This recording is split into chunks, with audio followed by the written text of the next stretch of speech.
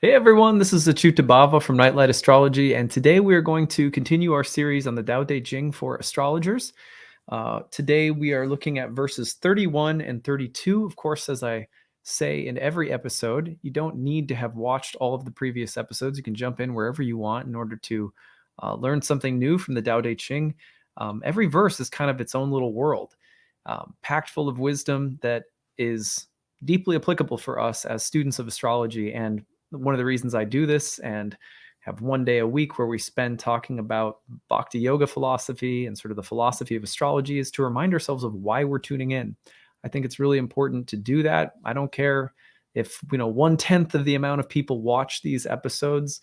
It is that tenth of people watching these particular episodes are my people. So and the rest of you are, of course, as well. Maybe you're just not into the Tao Te Ching, but to me, the people who recognize, hey, I need to reflect on why I'm doing this, that's when you really start getting the most out of astrology. This is like my soapbox. So something I say to all of my students too, if you want to get the most out of astrology, you need a spiritual practice. You need to be taking time out for the underlying why. Why am I doing astrology? So that's what this series is for. We're going to pick up on verses 31 and 32. I'll read through them twice. I'm going to put them up on the screen, of course, so that you can see it as always. And we'll read through it twice. And then on the second time through, I will offer some reflections that I think are applicable to us as students of astrology. The Tao Te Ching has been a part of my daily study habits as an astrologer and a yogi, so to speak, for a long time. So I hope that you will find the parallels as amazing as I do. Before we get into it, don't forget to like and subscribe, share your comments, and click the notification bell for updates when you do subscribe. Helps the channel to grow. You can always find a transcript of my daily talks on my website, nightlightastrology.com. All right, I'm going to go ahead and share the screen, and we will get into verses 31 and 32. Let me make this full screen. I know some people watch this, on a bigger screen, some people smaller. So if you can't see the words, you can just listen to it. But if it helps you to look, you can read. I also, by the way, I look at the Jonathan Starr translation of the Tao Te Ching from Tarcher Cornerstone editions. I think it's a very handy place to start for beginners. It's like myself. So anyway, verse 31 reads this: even the finest warrior is defeated when he goes against natural law. By his own hand he is doomed, and all creatures are likely to despise him. One who knows Tao never turns from life's calling. When at home he honors the side of rest. When at war he honors the side of action. Peace and tranquility are what he holds most dear, so he does not obtain weapons. But when their use is unavoidable, he employs them with fortitude and zeal. Do not flaunt your excellence. Do not rejoice over victory. With the loss of others, weep with sorrow and grief. After winning a battle, do not celebrate, observe the rites of a funeral. One who is bound to action, proud of victory, and delights in the misfortune of others will never gain a thing from this world below heaven. Verse 32. Tao is eternal, one without a second, simple indeed, yet so subtle that no one can master it. If princes and kings could just hold it, all things would flock to their kingdom. Heaven and earth would rejoice. With the dripping of sweet dew, everyone would live in harmony, not by official decree, but by their own inner goodness. The world is nothing but the glory of Tao, expressed through different names and forms. One who sees the things of this world as being real and self-existent has lost sight of the truth. To him, every word becomes a trap, everything becomes a prison. One who knows the truth that underlies all things lives in this world without danger. To him, every word reflects the universe, every moment brings enlightenment. Rivers and streams are born of the ocean, all creation is born of Tao. Just as all water flows back to the ocean, all creation flows back to become Tao. Let's go back to verse 31. We'll read it again and we'll add some reflections here that apply to us as students of astrology. Verse 31, even the finest warrior is defeated when he goes against natural law. By his own hand he is doomed, and all creatures are likely to despise him. One who knows Tao never turns from life's calling. When at home, he honors the side of rest. When at war, he honors the side of action. Peace and tranquility are what he holds most dear, so he does not obtain weapons. But when their use is unavoidable, he employs them with fortitude and zeal. Do not flaunt your excellence. Do not rejoice over victory. With the loss of others, weep with sorrow and grief. After winning a battle, do not celebrate. Observe the rites of a funeral. One who is bound to action, proud of victory, and delights in the misfortune of others will never gain a thing from this world below heaven. Well, I think there's a number of things that are super applicable for us today in the world. What to speak of us as students of astrology, right?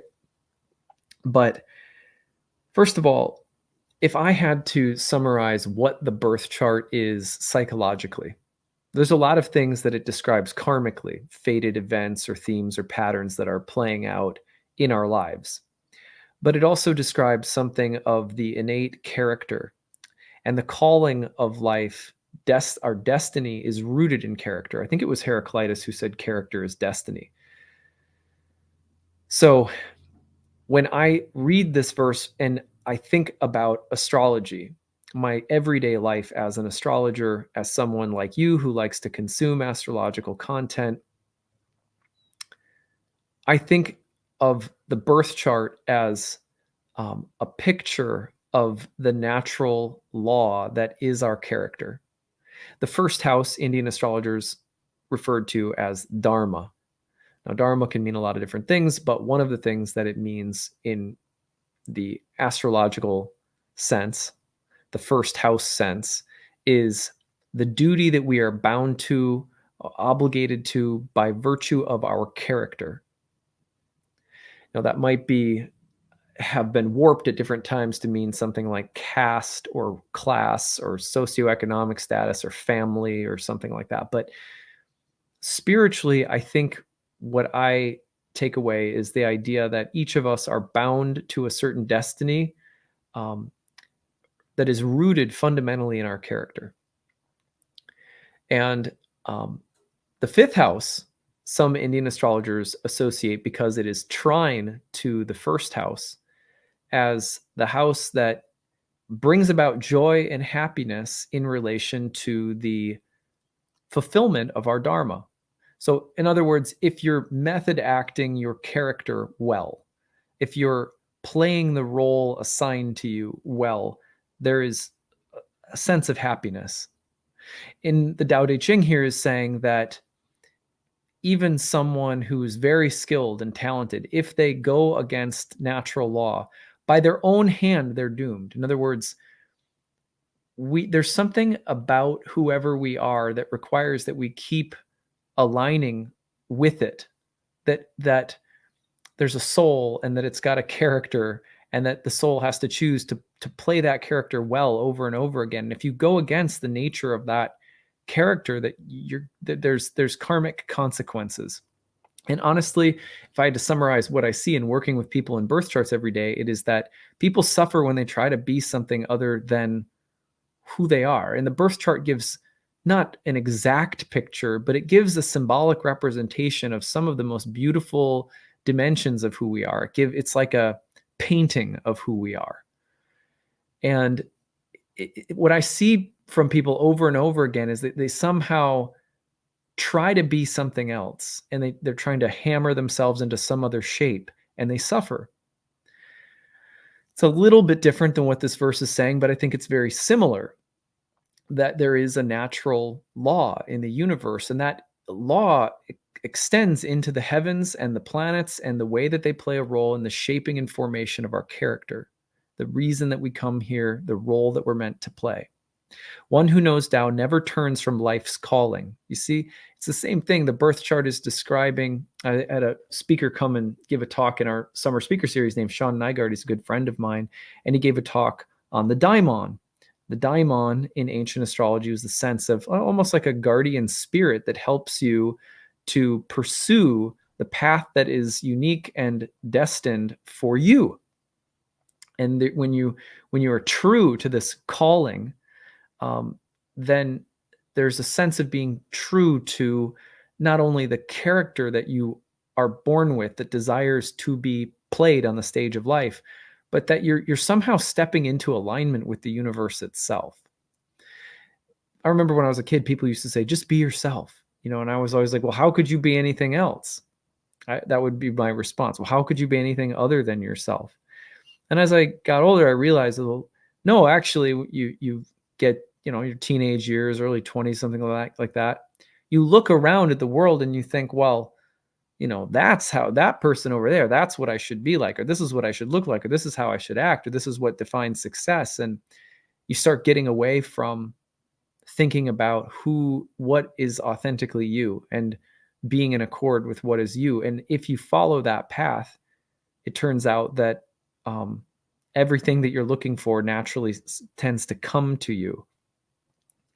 And the verse is saying something very similar, which is that if you are true to the sense of alignment that's built into nature, and I consider that to be what the planets are depicting in the birth chart, if you're true to that, then you kind of know when to rest or when to be active.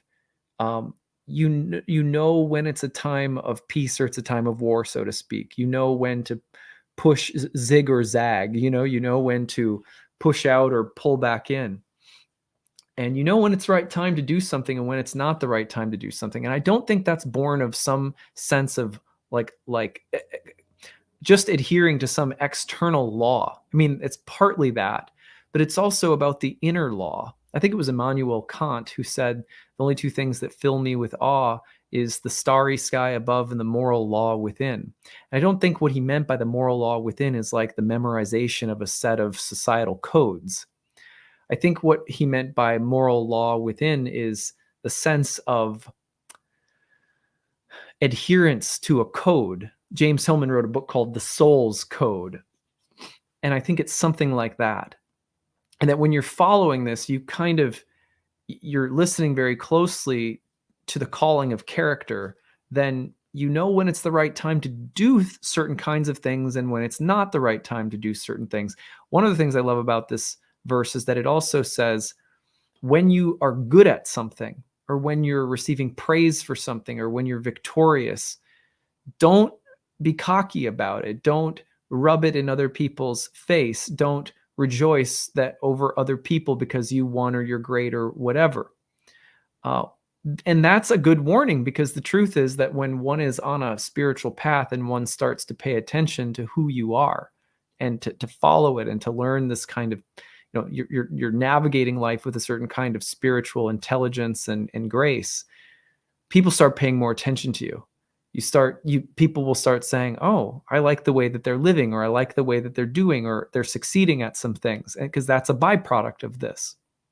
And the Tao is giving this advice for warriors, but it really applies to anyone who's doing well and sort of, kicking butt, but why are they doing so? It's because they're being true to character and they're in alignment with the flow of the cosmos, so to speak. And that kind of person doesn't laud their victories over other people. They don't brag. They're not proud. Now, one who is bound to action, proud of victory, and delights in the misfortune of others will never gain a thing from this world below heaven. So a stern warning. It's like, yeah, that if you're in alignment with the Tao and with your sense of character and destiny, like good things can come to you, but you'll know when to push or pull. You'll have a natural sense of timing, and you will not rejoice, I'm so much better than other people, just because, again, one of the sort of tempting or seductive byproducts of following the Tao is that you often start doing well at things. I think that's a really important verse. And I see this all the time in astrology, a Jupiter season's followed by a Saturn season. And if you don't stay humble, it's pretty easy to get smacked down of our own accord. Anyway, verse 32. Tao is eternal, one without a second, simple indeed, yet so subtle that no one can master it. If princes and kings could just hold it, all things would flock to their kingdom. Heaven and earth would rejoice with the dripping of sweet dew, everyone would live in harmony, not by official decree, but by their own inner goodness. You see, that's the part where I was saying it's not some kind of external law that the Tao Te Ching is talking about. It's an inner sense of what's right and the timing of things. It's a very present, living sense of what is right. It's not a moralistic, vain, proud, boastful, condemning, self-righteous kind of energy. The world is nothing but the glory of Tao, expressed through different names and forms. One who sees the thing of this world as being real and self-existent, which that would mean like independent and apart from this greater cosmic unity, has lost sight of the truth. To him, every word becomes a trap and everything becomes a prison. One who knows the truth that underlies all things lives in this world without danger. To him, every word reflects the universe. Every moment brings enlightenment. Rivers and streams are born of the ocean. All creation is born of Tao. Just as all water flows back to the ocean, all creation flows back to become Tao. How many memes have come from the Tao Te Ching? Lots.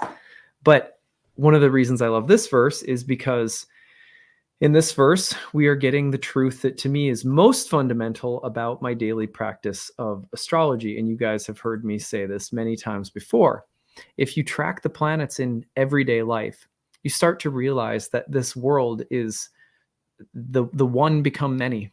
You realize that the planets and the experiences you're having constantly reflect something of divinity and of the divine intelligence that is the unity underlying within all things, transcendent and immanent at the same time. And the more that you get a felt sense of this present in your experiences through the reflective language of astrology, the more that you are able to see every experience as a blessing or a lesson or a piece of art or something that's curious and interesting or something that's funny. It's like the universe is just begging us to see it as alive and for us to participate with a sense that life is glorious. And it's such a beautiful language that we even have an opportunity to walk through everyday life and see our experiences reflected by the planets, pointing us toward this divine nature. I mean, how is, if it doesn't blow our mind again and again and again, then we're not paying attention. We're not paying close enough attention. So to me, the Tao Te Ching is saying the same thing, saying, look, if you study the Tao, you're going to start to see that it flows through everything. It's ever present everywhere. And it will change your life and make you a recipient of the greatest gift in every moment. Moment by moment, when we study and practice this astrology in this way, the recognition of the Tao comes into our consciousness. You might call it God or source.